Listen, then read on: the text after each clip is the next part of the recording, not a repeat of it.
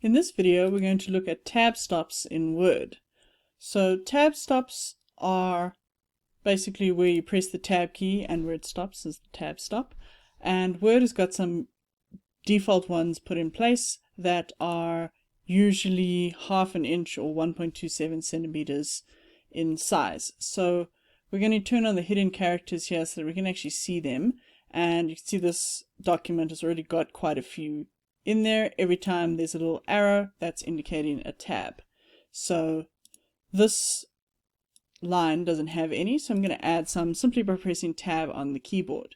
As you can see, it's jumped about 1 and a bit centimeters, so I press it again to move to in line with this so that it matches these other ones, which have got 2 tabs in there. And we can do the same for these other ones.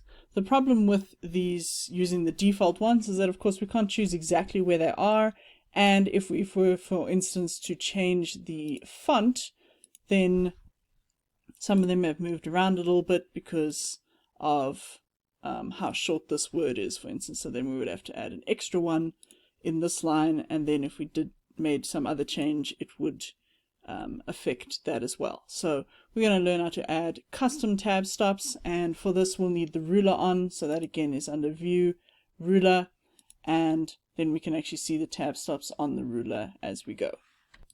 A couple of things to remember when you're working with tab stops is that you need to select the text that you want to apply the tab stops to. If you just click in one of these lines, then it will only apply the tab stops to that line, and then of course it won't work. Similarly, if you apply tab stops to a random line, nothing's going to happen until you actually press that tab key. So as you can see, I've added one here, but nothing has changed on this particular line because I've not pressed tab. So if I now press tab, you can see there's a tab there, and it's jumped to that one there. So let's apply it to this data that we already have. We want to line up these a bit more nicely, and the nice thing with tab stops is you can go beyond just lining them on the left. You can line them right aligned, left aligned, centered, and a few other options that we'll look at. So the first one we want is here, and I'm going to right align it just to demonstrate that. And let's say we want it about 6 centimeters, let's say. So I'm going to go here, and I'm looking at the ruler, and on the far left of the ruler you'll see there's a little L that says left tab. Okay, I'll do a left tab first, in fact. So if you have the left tab there, you simply click on the ruler where you want the tab to go, and you'll see, never mind the fact that it totally messes up what we've got there, it adds a little L onto the ruler where I clicked. So to see what is happening here, I'm going to turn on the hidden characters again, and again we can see the tabs that we've clicked, or typed should I say, as little arrows. So we need to actually now remove these extra ones that were there.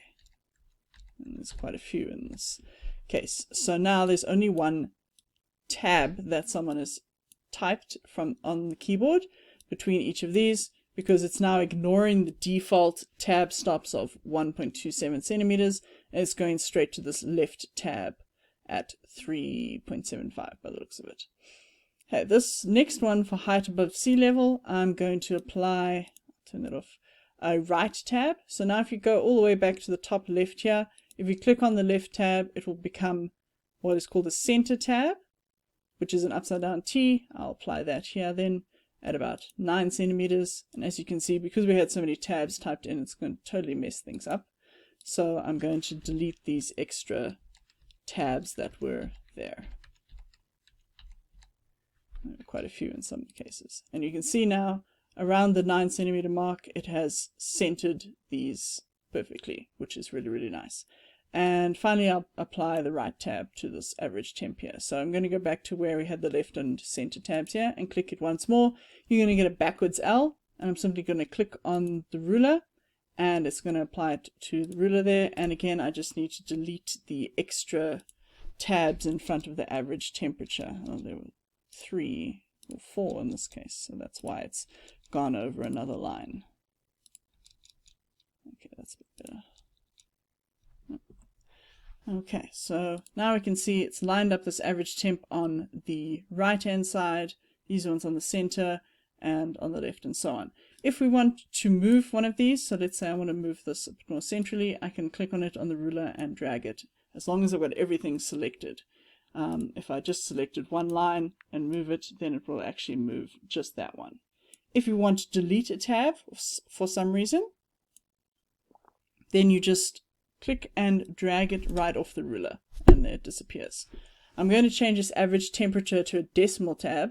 So if you go back to the right tab on the far left here and click again, we get the decimal tab, which is an upside down T with a little dot, and that one lines up text along the decimal point, which is quite nice in this case because some of the decimal points are 2 digits, some are 1.